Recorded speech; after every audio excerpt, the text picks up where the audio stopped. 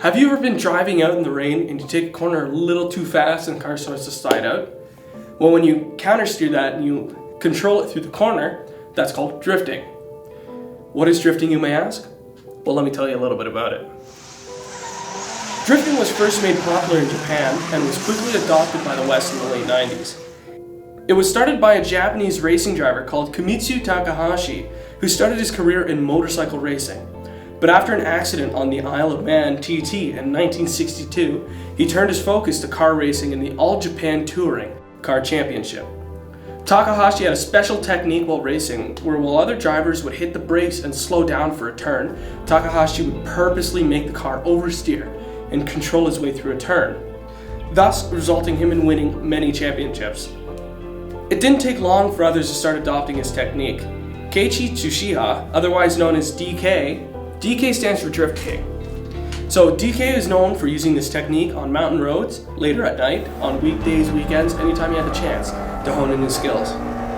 As this technique became more popular in Japan as well as overseas in North America, slowly progressed into a worldwide sport with many championships across the globe, main one being Formula Drift down in the US. Adam LZ initiates into that bank, drop it down quite a bit, but then you see Chelsea Nova catching up to him. Adam LZ with good transition now going to that outside zone too. Remember, this is his first head-to-head battle here this weekend. Keeps great posture there, now into that final outside zone 3, digs a little deeper. So what are Chelsea some Nova falls, you can see specifications for the drifting? There aren't many, but one that is set in stone is a roll cage. All roll cages must be certified as well as inspected before every race. At this point, the cage goes in a bit like a puzzle. Each one of the plates and each one of the tubes is all numbered, so we welded most of the cage except for the base plates, so we can drop the cage back down, weld the top of the cage, and then bring the cage back up into position. And then the plates we had laser cut and CNC bent, cover up the holes, and also reinforce the entire area where each one of the legs from the roll cage meets the chassis. Cody has years of experience of welding, so we brought him in to weld up the cage. Most racers will modify the engines and build them to handle more power to make it easier to drift.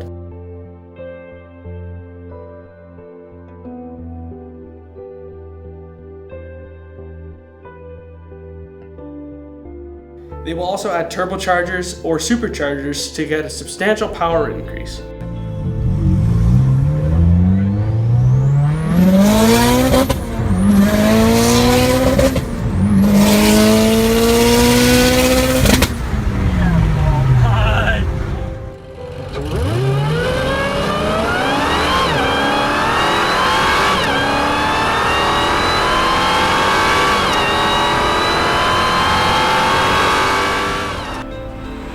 For beginners, a stock engine will do just fine. More power is not needed. You have to be able to control a car before you give it more power. A few things that are recommended for beginners would be a big brake kit and a more angle kit, as if you can't stop, you might run into some issues. An angle kit is also recommended for your car, as your car's stock steering will limit you to how much angle you can get while drifting. Bucket seats will assist you in keeping you planted while going through corners and turns and switches. With a bucket seat comes a harness. Harnesses must be strapped to the roll cage as it is the most sturdy part of the vehicle. In case of a wreck, you are to wear a helmet. Most drift cars no longer have airbags. That is why it is recommended you wear a helmet in case of a wreck. On top of no airbags, you are surrounded by a steel roll cage. Hitting your head off of one of those would not feel too pretty.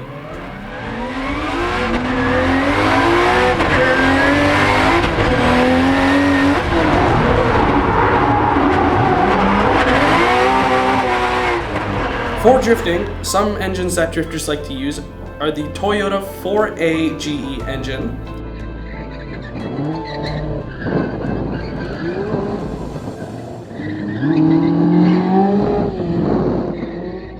the GM LS4,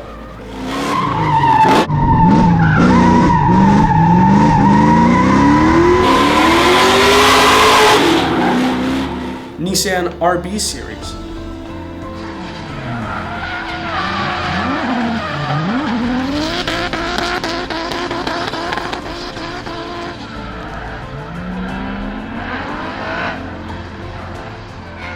These engines are preferred as there's a lot of aftermarket support and they are decently easy to modify and push more power out of. The interest of drifting has leaked onto many teams, where they would take their stock, beat up old cars and test the limits in empty parking lots in the streets. Now, drifting is illegal and is considered as reckless driving. It is recommended you go to a track day at your local track instead of that tempting corner downtown. Trust me, your wallet will thank you. And that was just a brief lesson on the history of drifting. I'm your host, Matthew Rainville. You have a great day.